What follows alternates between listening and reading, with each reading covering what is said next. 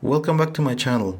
Today we're diving into the fascinating world of natural compounds by exploring the synthesis of curcumin, the vibrant yellow pigment found in turmeric. Known for its powerful antioxidant and anti-inflammatory properties, curcumin has gained significant attention in both the culinary and medical fields. Now let's talk about the history of curcumin. The discovery of curcumin dates to around 2 centuries ago, when Vogel and Pelletier reported the isolation of a yellow coloring matter from the rhizomes of turmeric and named it curcumin. Later, this substance was found to be a mixture of resin and turmeric oil. In 1842, Vogel Jr. obtained a pure preparation of curcumin, but did not report its formula. In the decades that followed, several chemists reported possible structures of curcumin. However, it was not until 1910 that Milowiecka and Lampe identified the chemical structure of curcumin as a diferoyl methane. Further work by the same group in 1913 resulted in the total synthesis of the compound. Subsequently, Srinivasan separated and quantified the components of curcumin by chromatography. The interest in curcumin research has increased dramatically over the years. As of June 2011, more than 4,000 articles of curcumin were listed in the National Institutes of Health PubMed database. We know now that curcumin can modulate multiple signaling pathways in either a direct or indirect manner. This polyphenol has been shown to possess activities in animal models of many human diseases. In human clinical trials, curcumin has been found to be safe and efficacious, and the U.S. Food and Drug Administration has approved curcumin as a generally regarded as safe compound. Curcumin is marketed as a spice under the name of Indian saffron and can be used as a partially purified food color in the form of powder preparations of the plant rhizome and oleoresin. In these cases, it also has flavoring properties. So nowadays, curcumin is mainly extracted from turmeric roots when it's used as a dye for food and other common purposes for the human consumption. Succulent extraction, maceration, and solvent extraction are examples of typical extraction methods. On the other hand, sophisticated extraction technique examples include supercritical liquid extraction, enzyme-assisted extraction, ultrasound-assisted extraction, etc. Despite that the obtention of the molecule from natural sources is the most cost-effective method, we are going to synthesize this yellow dye mainly just for fun, and because we have all the necessary reagents to do so. So let's dive into the synthetic details. The synthetic pathway is going to be divided into three main procedures. The first one is the preparation of the boron complex of acetylacetone by reacting acetylacetone dissolved in the chloroform and boron trifluoride dimethyl etherate. Then, after the isolation of the complex, the second step is going to be the aldol condensation of acetylacetone difluoroboronate and two equivalents of vanillin in ethyl acetate, catalyzed by N-propylamine. Finally, the obtained curcumin boron complex must be treated with a strong base to obtain the final curcumin.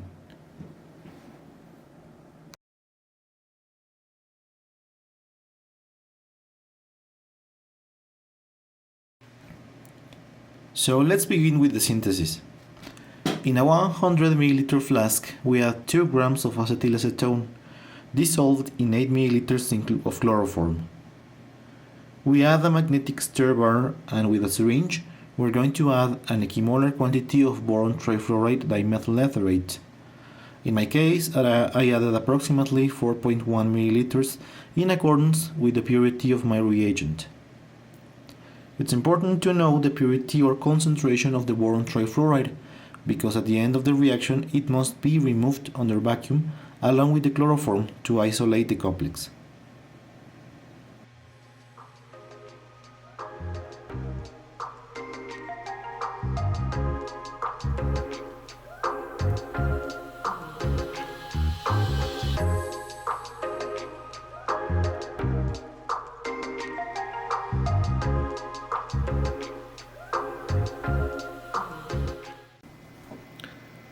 So, at the end of the reaction, we'll have our product dissolved in chloroform, alongside some residual hydrogen fluoride formed during the reaction, and also a little bit of boron trifluoride etherate.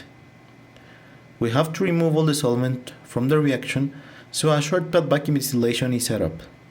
Because we will be distilling some residual boron trifluoride etherate, we have to make sure that ice cold water is running through the condenser, and also a gas trap using sodium hydroxide solution is connected at the end of the vacuum line. This to protect the pump against some acidic vapors that might escape into the setup. Our goal is to remove as much liquid as possible from the reaction flask, so the distillation is carried out until no more bubbling is observed.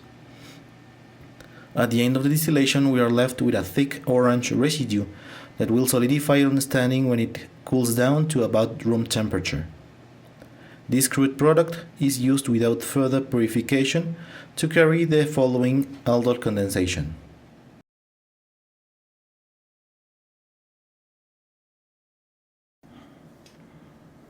In this second part of the reaction, we're going to perform an aldol condensation. So first we're going to measure 6.07 of vanillin. Then we're going to use all of the acetylacetone boron complex without any purification. So we're going to consider the initial molar quantity of acetylacetone in order to simplify the calculations. And lastly, we're going to measure 25 milliliters of ethyl acetate and dump it all into a 100 milliliter flask.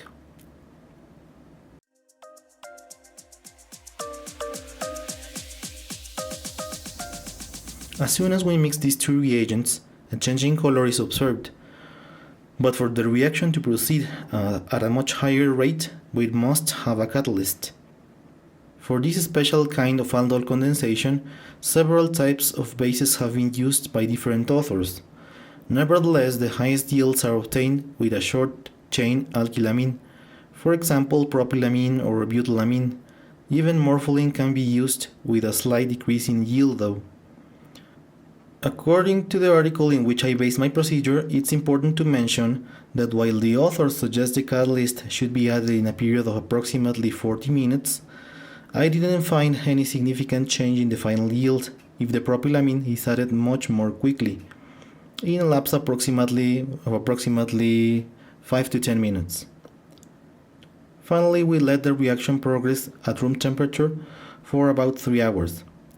When the reaction is reaching its final point, we can observe the formation of a reddish precipitate because our curcumin boron complex is not very soluble in ethyl acetate. For the isolation of the difluoroboronite curcumin complex, all the ethyl acetate must be removed under vacuum. Then the residue is triturated with 40 milliliters of 2 molar hydrochloric acid solution. The suspension is then filtered and washed with a little bit of water. Finally, the red precipitate is dried in a vacuum desiccator for about 1 or 2 days. The final yield for this reaction is quite high, approximately 92% in my case. The authors claim they obtained approximately 98.5 to 99.5 for the final yield.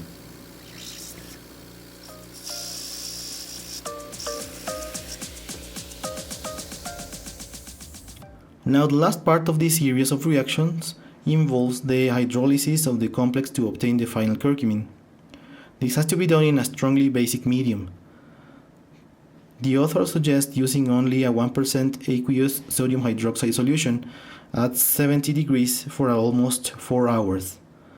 Nevertheless, I found this procedure to be extremely time-consuming, and the final product was always contaminated with a minimal quantity of the boron complex, so I ended up creating my own procedure for the quick hydrolysis of the curcumin boron complex. First we measure 0.250 grams of the curcumin boron complex and put it in a glass vial. Then we add 2 milliliters of concentrated ammonia solution and finally 4 milliliters of 1 molar sodium hydroxide solution. Then we prepare a hot water bath approximately to 70 degrees Celsius, and with strong stirring we submerge the vial in the hot water bath for about 15 minutes. It is widely known that the curcumin it's not very stable in basic media, so that's why we need to run this hydrolysis for only a brief time due to the harsh conditions that could lead to a complete degradation of the final curcumin. When the reaction changes from a bluish or black tint to an orange color distinctive of curcumin, we immediately transfer the reaction to a beaker, and with constant cooling, we add glacial acetic acid until no more precipitate is formed. This will be our final product, then we filter it and dissolve the precipitate in acetone. We evaporate the acetone and remove the water layer, and finally, to dry our product, we have to use some absolute ethyl alcohol that will form an azeotrope and carry the residual water with it. And now finally we have our nice crystals of curcumin.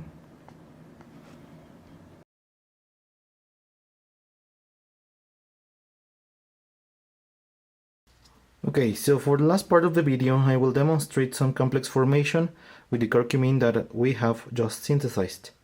For this I have chosen 3 different metals. The first one is iron 3+, the second one is copper 2+, and the third one is tin 2+. I will add a couple of drops to every test tube and you will observe a progressive change in color depending on the particular complex that it is being formed. So let's begin with the iron complex.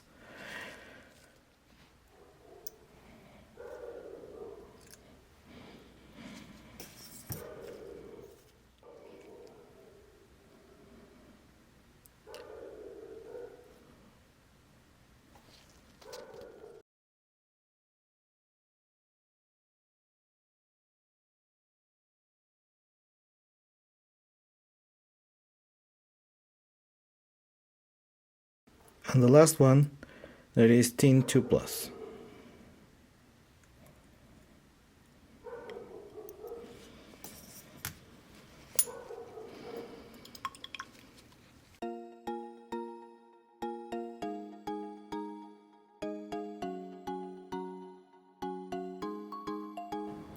I have a couple of grams of reagent grade curcumin manufactured by Sigma Aldrich. So I will run a TLC plate to verify the success of this reaction. I will use 1 part to ethyl acetate to 1 part to hexanes as the eluting system. As you can see, the RF values are very distinctive for the boron complex and also the colors. If we made a comparison between our final product and the reagent grade 1, we can even see that the pattern is almost identical. So we successfully have obtained curcumin without the need for any plant extraction. As an additional way to characterize our final product, we will be using a UV visible spectrophotometer. In this way we can compare the existing spectra and maximum absorbance values of curcumin with the product we've just synthesized. First, we're going to prepare a blank only using methanol, and then we're going to dissolve a little bit of the boron complex with methanol and put it in the first cuvette. The value of maximum absorbance for the curcumin boron complex is around 505 nanometers, which is an expected value due to the reddish color of the complex. Then we prepare the curcumin sample in the second cuvette. This is the obtained spectra with a maximum absorbance value of 427 nanometers. According to the literature, curcumin has a maximum absorbance at approximately 425 nanometers, and also the shape of the spectra is way too similar. This indicates that the product we obtained is almost pure curcumin. Well, I hope you have enjoyed watching this video, so please don't forget to like and subscribe to my channel for more interesting videos. See you soon!